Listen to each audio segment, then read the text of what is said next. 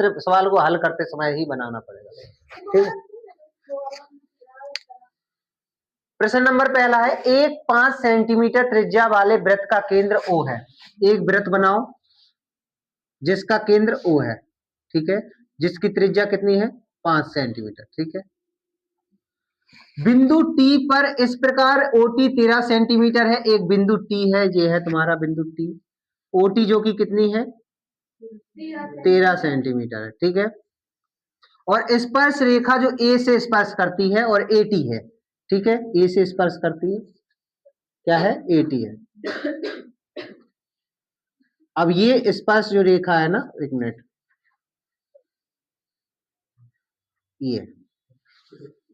ये 5 सेंटीमीटर है स्पर्श रेखा A और ये T।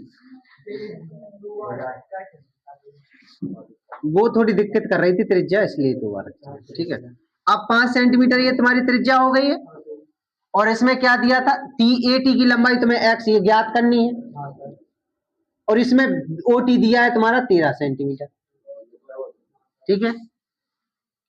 अब देखना ये तुम्हारा आधार हो जाएगा, ये लंब हो जाएगा, ये कर्ण हो जाएगा। निकालना क्या है तुम्हें, आधार निकालना, निकाल लो आधार, ठीक है। तो पाइथागोरस प्रमेय से आधार बराबर कर्ण का स्क्वायर माइनस लंब का स्क्वायर। तो आधार क्या है, आधार तुम्हारा है AT, AT बराबर AT स्क्वायर बराबर कर्ण कितना है OT का स्क्वायर माइनस लंब कितना है OA का स्क्वायर, ठीक है। OT कितना है तुम्हारा 13 और OA कितना है 5, 13 13 169, 5 25, 169 में से 25 गया, कितना बचा 144। तो AT स्क्वायर बराबर 144, तो AT बराबर हो जाना है रूट के 144, यानी 12 सेंटीमीटर। AT बराबर हो जाना है 12 सेंटीमीटर, ठीक है। प्रश्न नंबर दूसरा है, बिंदु X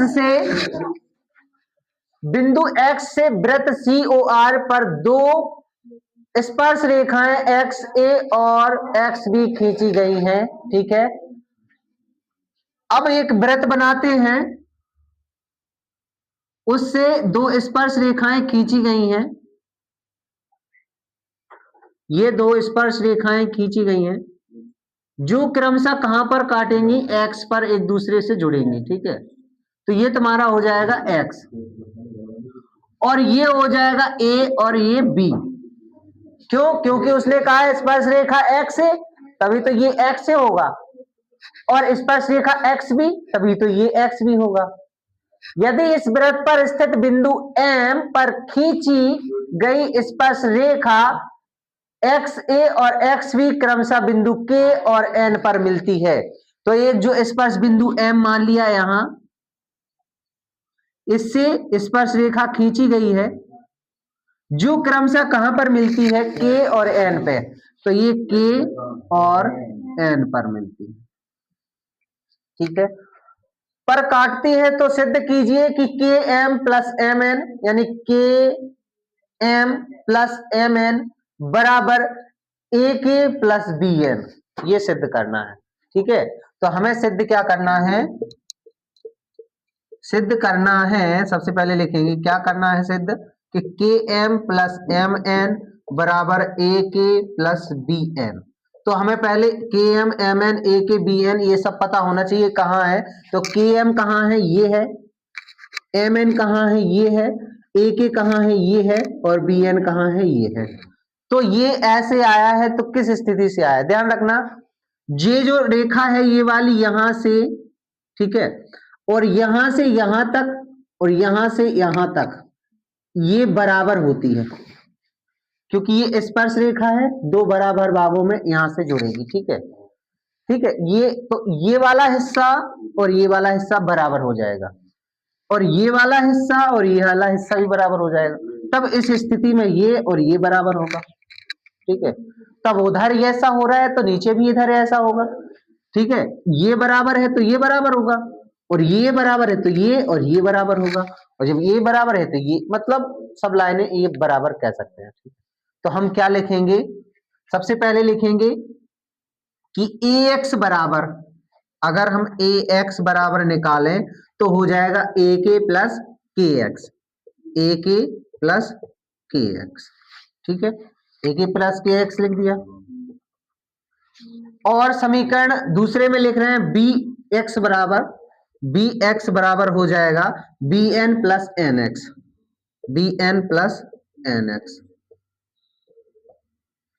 हमें क्या पता है कि ए के बराबर के एम, हमें ए के बराबर के एम पता है, और बी एन बराबर एम एन पता है, बी एन बराबर एम एन पता है। ठीक है, बी एन बराबर एम एन पता है। ठीक है, अब हम क्या करते हैं, ए एक्स बराबर ए एक्स लिख देते हैं। ए एक्स समीकरण एक बराबर दो, समीकरण एक बराबर समीकरण दो। क्यों?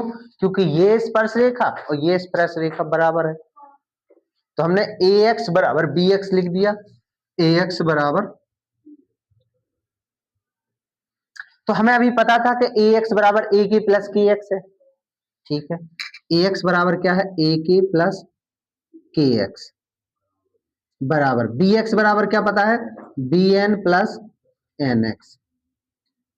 ठीक है, देखो ए के है, इधर हमें के एक्स बराबर हम लिख सकते हैं बी एन। देखो ये तुम्हारा के एक्स है और ये है तुम्हारा बी एन, ये के एक्स है और ये बी एन है, यानी कि ये और ये सब बराबर थे ना, तो हमने लिख दिया बराबर लिख दे रहा है के एम।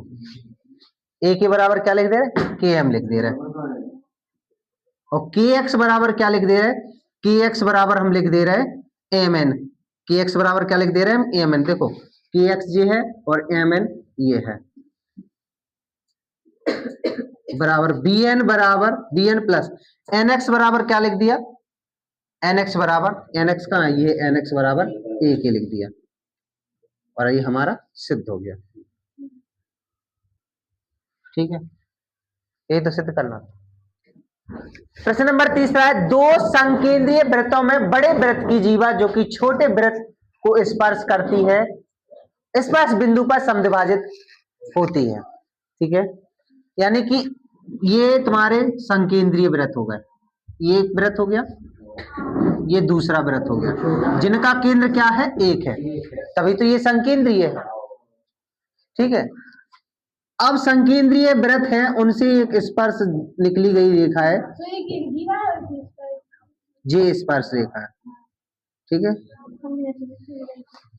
अब इसका नाम है ओ और ये है ए बी और ये है सी। ठीक है, समद्विभाजित करती है। पता है इसमें सिद्ध क्या करना है, इस सवाल में सिद्ध करना है कि ए सी बराबर बी सी। सिद्ध क्या करना है, तो हम लिखेंगे सिद्ध करना है, क्या करना है कि ए सी बराबर बी सी, जो यहां से ए सी और ये बी सी है बराबर है। ठीक है, तो हम सबसे पहले क्या करेंगे, देखो इस संकेंद्रीय वृत्तों में ओ केंद्र है तथा ओ सी छोटे वृत्त की त्रिज्या है, ओ सी छोटे वृत्त की त्रिज्या है तथा ए बी जो कि हमें जीवा प्राप्त होती है। ठीक है, ठीक है, जीवा प्राप्त होती है, तो इसमें जो स्पर्श बिंदु सी है, ओ सी लंबवत ए बी होगा। देखो ओ सी क्या होगा, ए बी पर लंब होगा। ठीक है, ओ सी क्या होगा, ए बी पर लंब होगा। ठीक है, तो तो इसी प्रकार ओसी ए बी को दो भागों में बांटती है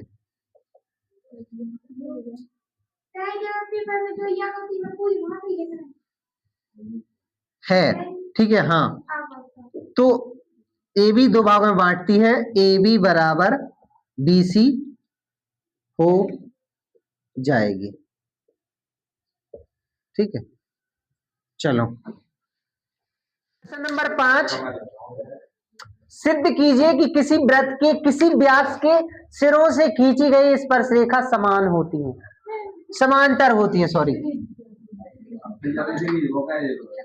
ठीक है, तो ये वृत्त खींचा गया है, वृत्त का ये व्यास है, ठीक है, ये केंद्र है, व्यास है ए बी। तो ए बिंदु ए से और बिंदु बी से ये जो रेखाएं खींची गई हैं पी क्यू और आर एस, हाँ केंद्र सी है, तो पी क्यू समांतर आर एस सिद्ध करना है, बिल्कुल। तो हमें सिद्ध क्या करना है, सिद्ध करना है, सिद्ध करना है कि पी क्यू समांतर आर एस, यही सिद्ध करना है ना, पी क्यू समांतर आर एस। ये जो पी क्यू है और ये आर एस है, ये समांतर है या नहीं? ठीक है, तो कैसे करेंगे, किसी वृत्त में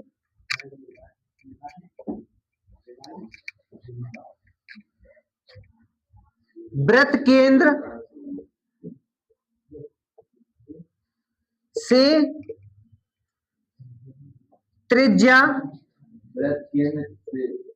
वृत्त के केंद्र से कह सकते हैं, वृत्त केंद्र से त्रिज्या ए सी और बी सी जो कि बराबर हैं, ठीक है, और आर एस पर बीसी, आर एस पर बीसी भुजा लंबवत है, यानी कि बीसी लंबवत आर एस, बीसी लंबवत आर एस, लंबवत बराबर लिखो चाहे नहीं लिखो, लेकिन बीसी लंबवत आर एस लिख सकते हो, क्योंकि बीसी जो है ना आर एस पर लंबवत है। इसी प्रकार जो AC है वो किस पर लंबवत है, PQ पर है, AC लंबवत है PQ पर। तो BC और AC, BC प्लस AC बराबर व्यास है, तो इसी प्रकार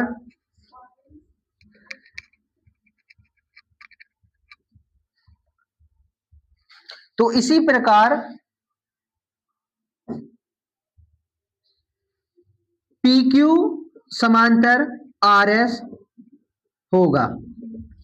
ठीक है, तो इसी प्रकार PQ समांतर RS होगा।